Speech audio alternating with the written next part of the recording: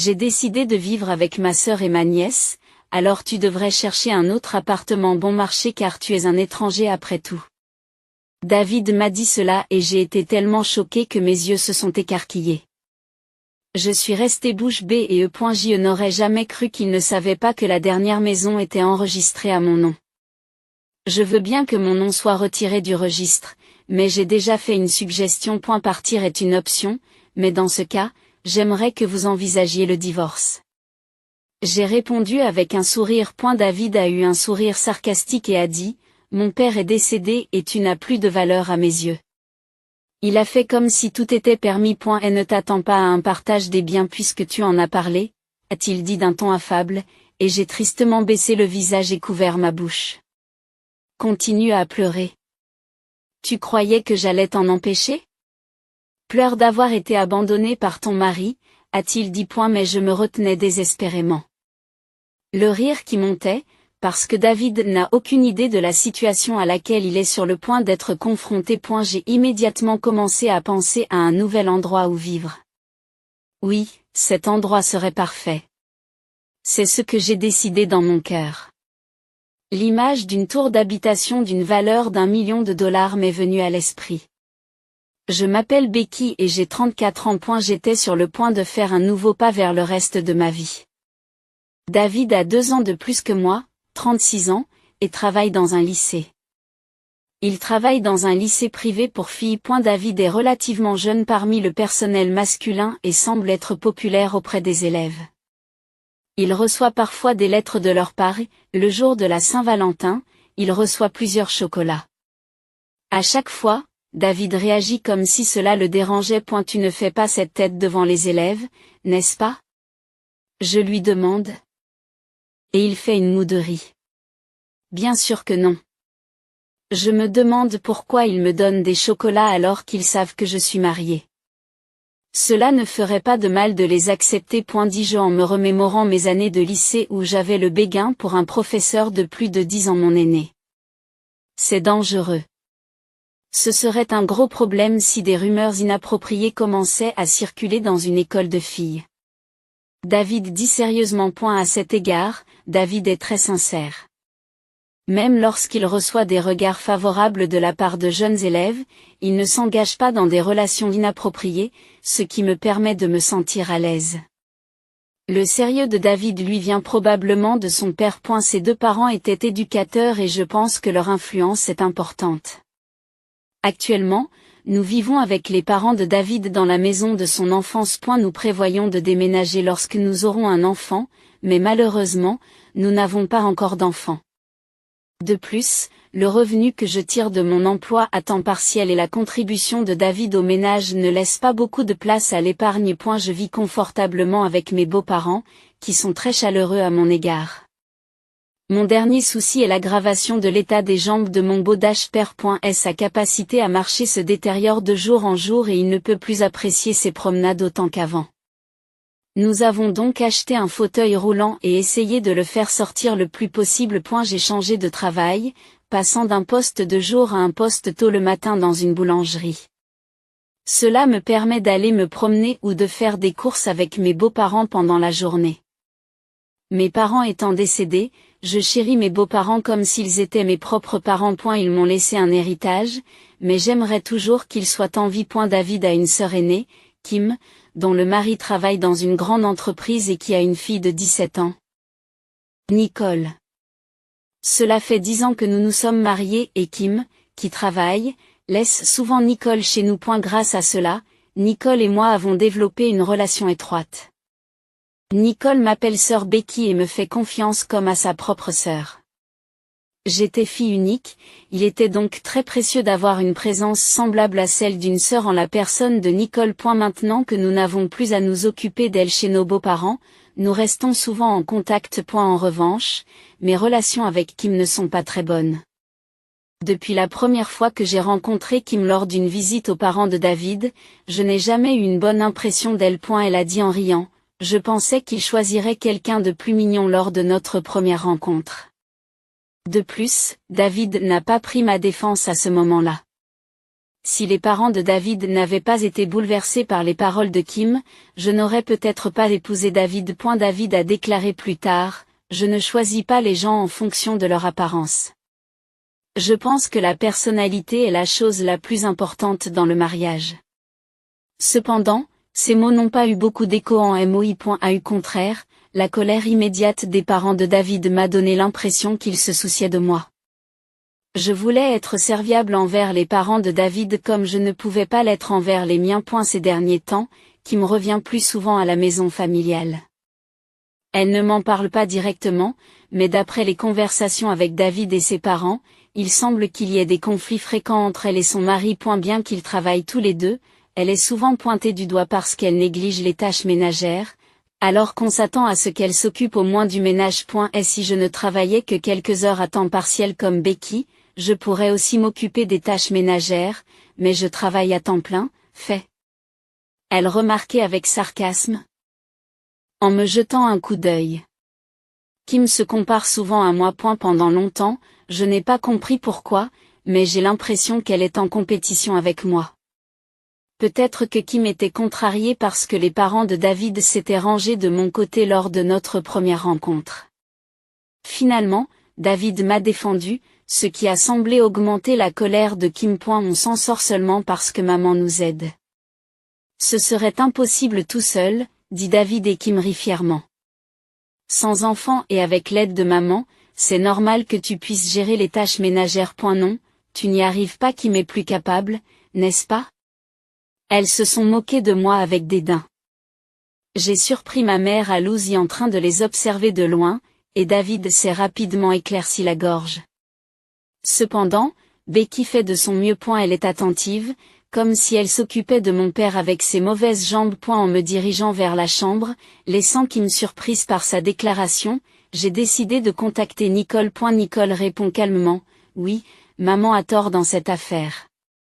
Malgré le temps dont elle dispose, y compris lorsque Nicole est à la dissuasion, le ménage devrait être gérable, mais il semble qu'il ne soit pas fait. Il n'y a aucun signe qu'elle ait été injustement grondée. David se range généralement du côté de Kim. Kim est en compétition avec moi, et David semble être en compétition avec son beau-frère, qui travaille dans une grande entreprise. Mais, à mon avis, David est clairement à la traîne dans cette compétition. Son beau-frère apprend plusieurs fois plus que David. Mon propos n'est pas de savoir combien on gagne, mais combien on peut consacrer à sa famille. Je ne sais pas combien David gagne, pas plus qu'il ne connaît ou ne s'intéresse à mon revenu à temps partiel ou à mes économies. Tant que nous pouvons nous débrouiller avec ce qu'il ramène à la maison, tout va bien. Je ne sais pas ce qu'il fait du reste de son salaire. Cependant, il y a des nuits où il rentre tard. Il explique, j'étais sorti boire avec des collègues. Que ce soit vrai ou non, j'imagine David, qui évite la moindre rumeur parmi ses élèves, avoir une liaison. Je n'ai jamais douté de lui. David contribue à notre foyer à hauteur de $1000 par mois. Normalement, ce montant serait difficile à maintenir pour un ménage. Ce seul fait pourrait être le ferment d'un divorce ou d'un conflit. C'est la maison de mes parents, il n'y a donc pas de loyer à payer, explique David. Mais $1000, c'est un PEU. Je rétorque. Alors, pourquoi ne pas demander à mes parents de payer les frais de subsistance? Suggère-t-il. Ce n'est pas vraiment la question. Je dis, mais mes vrais sentiments ne semblent pas atteindre David. Je ne m'attends pas à ce que David subvienne seul à nos besoins à tous les trois.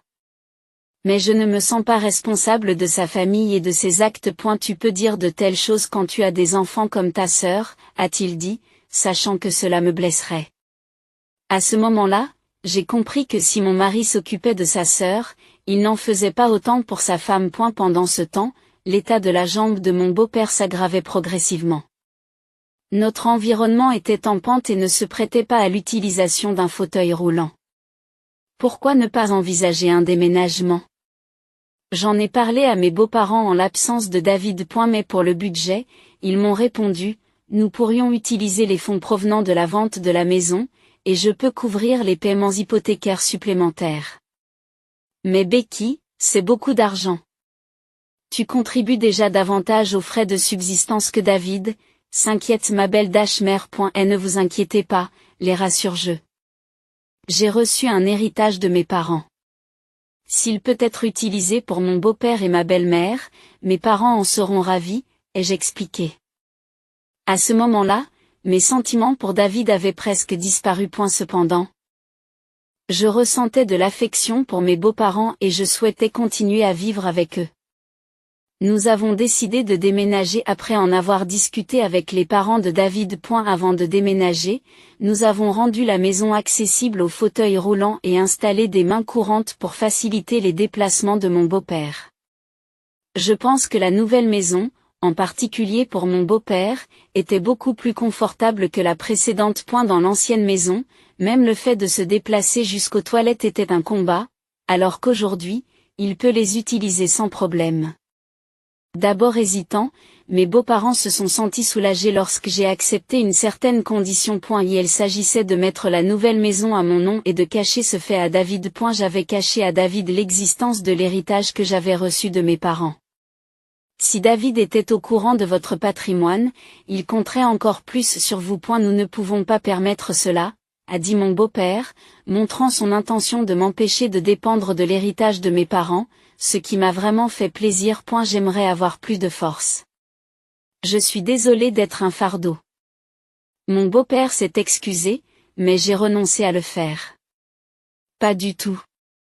Je me réjouis de nos promenades quotidiennes, lui ai-je dit, et il a souri avec gratitude. Il a souri avec gratitude et m'a dit, merci. Cependant, après avoir eu des difficultés à marcher, mon beau-père a perdu l'appétit et pas mal de poids. J'espérais que la nouvelle maison, plus accessible, l'aiderait à retrouver sa vitalité d'antan. Quelle belle maison, a commenté Kim en regardant autour d'elle lors de sa visite. Elle a tapoté la main courante et a ajouté, mais ces mains courantes sont un peu gênantes. Elles gâchent l'aspect de la maison. Et la sécurité et le bien-être de mon beau-père sont bien plus importants que l'apparence, ai-je rétorqué, et Kim, mécontente, a poussé un soupir et est partie sans un mot de plus. Chez nous, nous laissons toujours le couvercle des toilettes ouvert. C'est parce que soulever le couvercle est un fardeau important pour mon beau-père qui a des problèmes de mobilité. C'est pourquoi nous veillons à le nettoyer régulièrement pour éviter les mauvaises odeurs. Malgré les mains courantes, se pencher en avant pour soulever le couvercle est douloureux pour lui, comme il s'en est plaint. Cependant, chaque fois que Kim utilise la salle de bain, elle ferme le couvercle des toilettes. J'ai beau lui expliquer, son comportement ne change pas. Un jour, après un grand bruit, je me suis précipitée pour découvrir que mon beau-père était tombé en essayant d'ouvrir le couvercle des toilettes.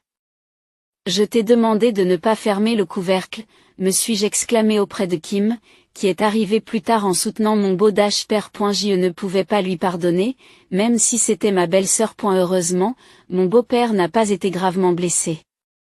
Mais cela ne signifie pas qu'il n'y a pas de problème. Laisser le couvercle ouvert n'est pas hygiénique, et ce n'est pas non plus un bon feng shui. Il ne faut pas laisser le couvercle des toilettes ouvert, argumente Kim. Cela n'a pas d'importance, a rétorqué ma belle-mère, habituellement calme. Tu veux blesser ton père, ce n'est pas grave, maman, a répondu Kim. Je n'ai pas fait exprès. Vraiment, c'est exagéré de dire que j'ai causé la blessure de mon père, dit-elle en riant. Mais la colère de ma belle-mère n'est pas retombée et elle a demandé à Kim de quitter la maison. J'ai pensé que nous pourrions vivre plus tranquillement. Je me suis momentanément sentie soulagée, mais peu après, on a découvert que mon beau-père était atteint d'un cancer.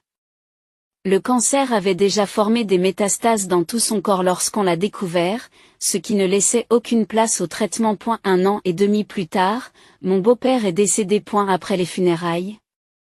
J'ai été choquée par une conversation que j'ai entendue dans le salon. Est-ce que ça veut dire que tu vas hériter de la maison maintenant? Qui me parlait à quelqu'un. Je me demande. Maman ne devrait-elle pas en hériter? C'était sans aucun doute la voix de David. L'expression du visage de ma belle-mère s'est figée alors qu'elle se dirigeait vers le salon avec moi. Mais c'est un soulagement, n'est-ce pas? Si sa maladie s'était prolongée, il aurait été difficile de s'occuper de lui, dit Kim. C'est vrai. Mais nous avons une bonne femme de ménage, alors pas de souci, poursuit David.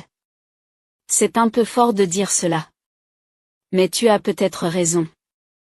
Une voix rieuse répond. À un moment où ma belle-mère s'apprêtait à ouvrir la porte du salon, je lui ai fermement saisi le poignet. Elle était visiblement en colère, mais j'ai secoué la tête. Devrions-nous emménager ici aussi? On entendait le rire joyeux de Kim. J'étais sans aucun doute furieuse. J'avais une autre raison d'être en colère contre David. En organisant son costume pour les funérailles, j'avais trouvé des reçus des établissements SEA de Dubéa et des cartes de visite avec les coordonnées de femmes.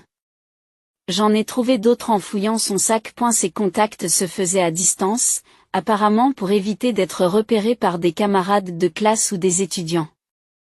Le fait de savoir qu'il contribuait peu financièrement au foyer tout en dépensant pour de telles choses a alimenté ma colère. À ce moment-là, je réfléchissais à la manière de mettre David à la porte. Il a été décidé que ma sœur et ma nièce vivraient ensemble, et que toi, un étranger, tu devrais chercher un appartement moins cher. David me l'a annoncé soudainement, quelques jours après une cérémonie commémorative qui a duré 1 mois. Je suis restée bouche bée, ne comprenant pas ce qu'il disait. À cette époque, j'ai appris que la discorde entre Kim et son beau-frère s'était aggravée, ce qui l'avait amené à déclarer. Je rentre à la maison. Kim semblait penser que si elle et Nicole partaient, son beau-frère s'excuserait. C'est donc le plan. Bien que surpris par la tournure des événements, David n'était pas au courant d'un fait crucial.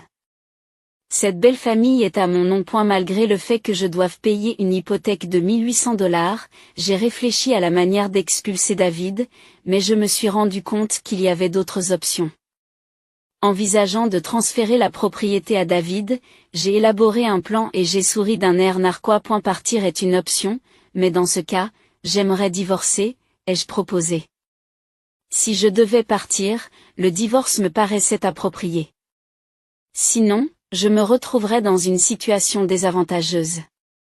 Sans se douter de mes intentions, David me rendit un sourire rancunier. Mon père est décédé et tu n'as plus de valeur à mes yeux, a-t-il déclaré. Il a pris un air désagréable, se croyant en position de supériorité. Et ne t'attends pas à un partage des biens puisque tu en as parlé, a-t-il dit avec condescendance. J'ai baissé les yeux et me suis couvert la bouche, répondant d'une voix tremblante que j'avais compris. En entendant cela, David rit encore plus fort. Vas-y, pleure. Vous pensiez qu'on vous arrêterait? Plaignez-vous d'avoir été abandonné par votre mari, a-t-il raillé. Mais je me retenais désespérément de rire. Et la situation qu'il ignorait, pensant qu'il avait le dessus, était comique. Pour distraire David, j'ai commencé à réfléchir à mon prochain lieu de vie. Oui, c'est l'idéal, ai-je décidé. J'imaginais l'appartement d'1 million de dollars que mes parents m'avaient légué. Récemment, la société de gestion immobilière m'a informé que la famille qui vivait dans l'une de mes propriétés avait l'intention de déménager. C'est l'un des nombreux biens immobiliers laissés par mes parents. Et les revenus locatifs enrichissent ma vie. L'appartement en hauteur dont rêvaient mes parents tient une place particulière pour eux. Je n'étais pas particulièrement intéressé jusqu'à présent, mais vivre dans la dernière demeure de mes parents n'est peut-être pas si mal. Cependant, il y a un problème. Il s'agit de ma belle-mère et de Nicole, qui finiront par vivre au même endroit que Kim et David. J'ai continué à réfléchir à la manière de les sauver. Alors, j'irai moi aussi dans un centre de soins. Ma belle-mère a déclaré quand je l'ai informée que je divorcerais de David et que je partirais. Qu'est-ce que tu racontes, Kim va revenir, a protesté David. Oui, si tu dis des choses pareilles, papa sera triste, a ajouté Kim. Que penserait ma belle-mère des paroles de Kim qui ont banalisé le beau-père de la défunte? Mais à ce moment-là, j'ai eu une idée. Je l'ai chuchoté à ma belle-mère et nous avons décidé d'agir sans en informer les 2 autres. S'il ne me laisse pas partir, il faudra me mettre à la porte. Le divorce ayant été prononcé, j'ai continué à vivre dans la maison de ma belle famille pour le moment. Actuellement, je vis dans le même salon que ma belle-mère. C'est une mesure temporaire jusqu'à ce que je trouve un nouvel endroit où vivre. Lorsque Kim et Nicole ont commencé à vivre ensemble, ma belle-mère et moi avons mis notre plan à exécution. Pourquoi n'y a-t-il pas de dîner préparé pour papa ce soir? Ma belle-mère a dit pendant le dîner, parce que David, Kim et Nicole vont être étonnés. Qu'est-ce que tu veux dire? Papa n'est plus de ce monde. Qu'est-ce que tu racontes? David était confus. Kim est en colère et Nicole ne peut cacher son inquiétude. Chacun a réagi différemment. Bien qu'il ait été nécessaire de cacher ce plan à Nicole pour éviter les soupçons, cela m'a fait mal au cœur. Comment peux-tu dire une chose pareille? Excuse-toi auprès de papa. C'est de la malchance, n'est-ce pas, papa? Ma belle-mère a parlé à la place du beau-père du défunt, ce qui a créé une tension indescriptible. J'ai tranquillement préparé un repas pour le beau-père de la défunte. Ma belle-mère a continué à agir comme s'il était encore en VIE. Et si nous fermions le couvercle des toilettes, cela gênerait papa. Ce plan servait également à réprimander Kim et David pour leur manque de respect envers le défunt. J'avais aussi l'intention de voir si ces deux-là pourraient s'occuper de ma belle-mère à l'avenir. Kim saisit brutalement la main de ma belle-mère et l'emmena vers le portrait. Pourquoi dites-vous que papa est ici? Il n'est plus de ce monde. Le portrait ne le montre-t-il pas clairement? Malgré les cris de colère de Kim, ma belle-mère s'est assise calmement devant l'autel et a regardé Kim en silence. Papa est juste là, dit-elle en montrant le portrait, comme si elle sentait sa présence. Elle a prononcé ces mots calmement mais froidement à l'intention de Kim. Ton attitude et tes paroles terribles sont également vues par papa. Toujours, dit-elle, ce qui fait visiblement frissonner Kim. Arrêtez. Kim a crié et a quitté la pièce. Je m'attendais à ce qu'elle soit la première à craquer. Maman est enfin devenue folle, se plaint Kim. Mais quand tu l'emmènes chez le médecin, ils disent qu'il n'y a rien de grave, n'est-ce pas? J'ai compté et Kim a haussé la voix en signe de détresse. Oui, à l'extérieur, elle se comporte parfaitement bien. Devant les voisins, elle est impeccable. Je n'en peux plus. Oui, mais il y a encore une hypothèque sur cette maison et sans la pension de maman, nous ne pouvons pas payer les mensualités. Je les ai entendus discuter secrètement dans le salon. Tout en faisant la vaisselle, je faisais semblant de ne pas entendre tout en écoutant. Il est difficile de trouver un établissement et les coûts sont importants. Kim, peux-tu les supporter? Ils en discutent. Impossible. C'est impossible. Nous devons économiser les frais de scolarité de Furnicle jusqu'à ce qu'elle obtienne son diplôme. Il semble qu'ils étaient plus préoccupés par le fardeau financier que par la santé de ma belle-mère. C'est vraiment honteux. À bout de force, j'ai fermé le robinet et me suis jointe à leur conversation. J'ai trouvé un nouvel endroit où vivre.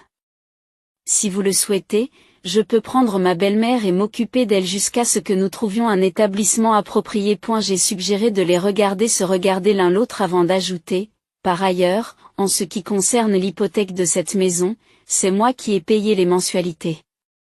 Vraiment? C'est vrai?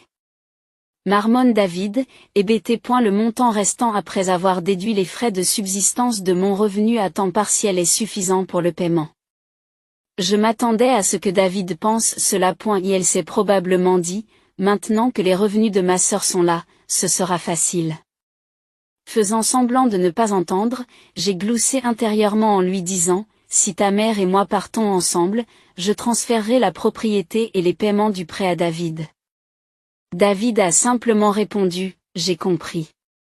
À ce moment-là, soulagé que ma belle-mère soit protégée, un nouveau développement nous attendait. Cependant, il aurait pu s'agir d'une tournure des événements plutôt favorable pour nous. Après être rentrée du lycée, Nicole est venue me voir pour me faire part d'une grave inquiétude. Une amie lui avait dit que sa mère avait peut-être une liaison. Son amie avait vu Kim marcher bras dessus bras dessous avec un homme en costume un soir, quelqu'un qui n'était pas le père de Nicole.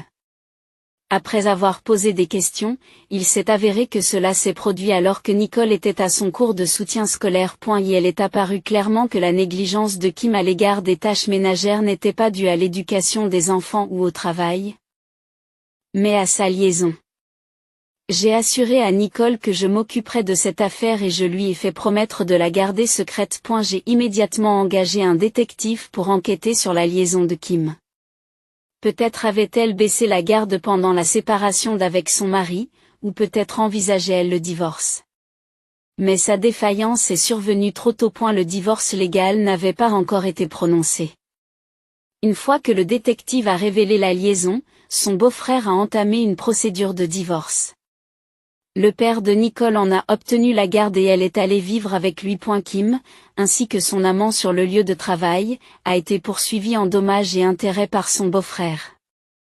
Ma belle-mère et moi avons quitté In-Lass House et avons emménagé dans un appartement de grande hauteur d'une valeur d'1 million de dollars, commençant ainsi une nouvelle vie. Un soir, alors que nous coulions des jours paisibles, l'interphone a soudain sonné. David et Kim apparaissent à l'écran. Qu'est-ce qui vous amène ici ? Demandai-je nonchalamment, mais David répliqua, parce que vous ne répondez pas au téléphone. Je sors. J'en ai informé ma belle-mère, inquiète, avant de sortir. Je n'avais pas l'intention de les inviter chez moi ou de les laisser passer l'entrée. Je me suis dit, laisse tomber. J'ai murmuré en me dirigeant vers le hall d'entrée. Nous ne pouvons pas parler ici, ai-je dit, et nous nous sommes dirigés vers un café voisin. Pendant le trajet, David n'arrêtait pas de se plaindre. Comment peux-tu te permettre de vivre dans un appartement aussi luxueux ? C'est un héritage de mes parents. Je l'ai loué à d'autres personnes jusqu'à présent, ai-je expliqué. Pourquoi ne m'as-tu pas dit quelque chose d'aussi important ? David insiste, mais je réponds calmement. J'ai répondu calmement, était-ce nécessaire ? Je payais les frais de subsistance. Une fois arrivé au café et installé à une table, la conversation s'est orientée, comme on pouvait s'y attendre, vers l'hypothèque de la maison des beaux-parents. Pourquoi est-ce si élevé ? Une mensualité de 1800 dollars. David, qui s'efforçait de parler à voix basse, était visiblement furieux. Et elle devait avoir envie de me gronder sur le champ. J'ai siroté mon café tranquillement et j'ai souri gentiment. C'est la valeur du bien, n'est-ce pas ? Ai-je répondu, ce qui a fait exploser David. Ce n'est pas une blague. Et il a tapé sur la table. Kim tente de le calmer tandis que les clients alentours tournent leur regard vers nous. Arrêtez. Mais Becky, tu aurais dû parler d'une hypothèque aussi élevée. Dit Kim. Leur désespoir m'a presque fait rire. Je n'ai reçu aucune gratitude pour avoir payé cette somme pendant toutes ces années. On ne me l'a pas demandé.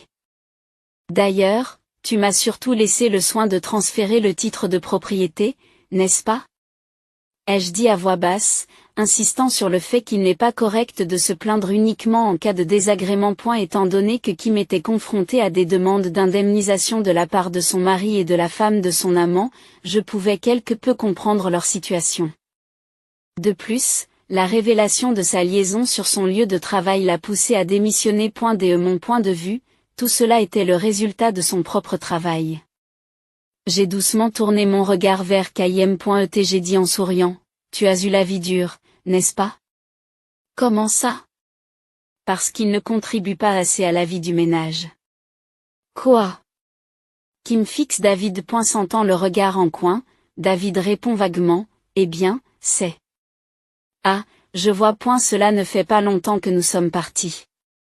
Alors que je parlais de manière ambiguë, réalisant que Kim n'avait peut-être pas encore compris, David a dit à voix basse, ne parle pas de choses inutiles et m'a jeté un regard noir. Qu'est-ce que tu racontes ?